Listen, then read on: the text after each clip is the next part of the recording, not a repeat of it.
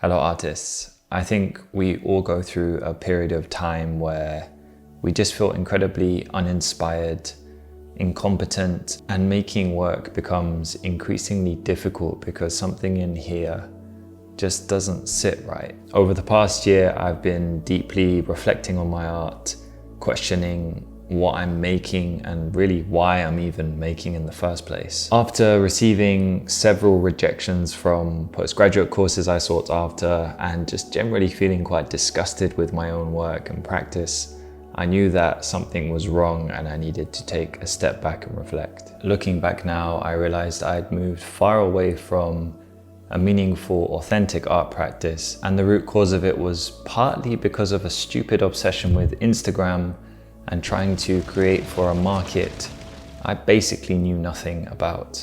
So to those watching this, you can learn from my mistakes, and I'm going to tell you how to avoid this mindless pursuit and also how I'm moving forward with my practice now. It all began with the Instagram algorithm convincing me that to be successful on the platform, I should make bright, colorful abstract portraits or modern takes on famous paintings of the past.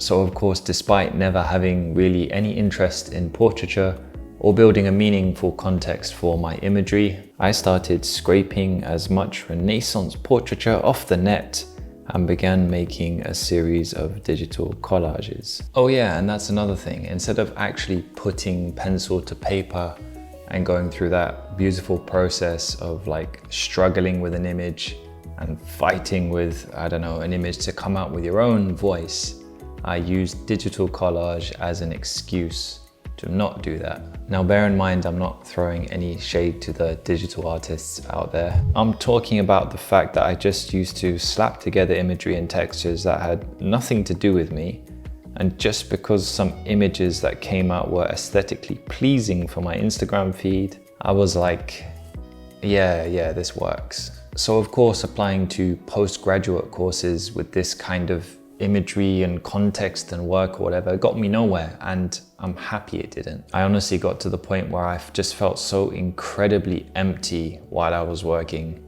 Like it was just dead on the inside, and some of that work is even documented here on YouTube. Looking back at the big contemporary Renaissance painting I did is a piece of work that I honestly absolutely despise now, and not for aesthetic reasons. It's just a massive reminder of a dark, plastic, uninspired period of time that I want to leave in the past. I made that YouTube video to try and convince myself that the painting had substance, when in reality there was nothing there. I look at it now and I can honestly compare it to a kid finding a cool image that he likes and like sticking his own stickers on top of it.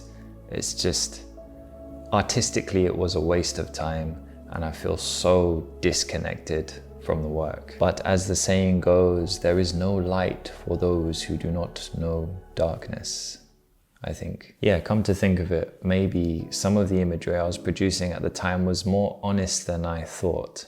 Either way, I've released myself from the virtual grasp of Instagram, and I'm working on producing imagery that is no longer for the sake of some stupid algorithm. And I have to be honest, it's difficult. When you reset and almost start all over again, you feel exposed and weak. But I know if I keep pushing myself in a direction that I'm content with, the results will be far better than chasing likes on a dying platform. So I think sometimes we all just need to sit down with ourselves and ask ourselves, what are we really interested in and why? If this guy isn't in the right place, then your brush isn't going to be in the right place either. I think one thing that helped me realign my practice was trying to think of, out of all the years I've loved making art, what was the thing that I enjoyed doing the most?